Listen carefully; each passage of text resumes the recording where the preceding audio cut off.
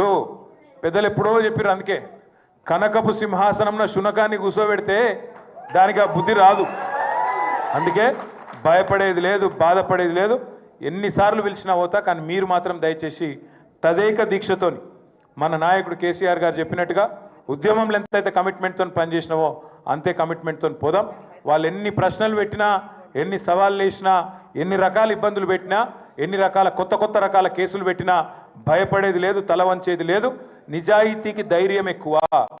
వాడు ఎవడు ఏమనుకున్నా సరే ఇది లొట్టపీస్ కేసే, వీడు ఒక లొట్టపీస్ ముఖ్యమంత్రి, బరాబర్ కొట్లాడదాం, గట్టిగా ముందుకోదాం.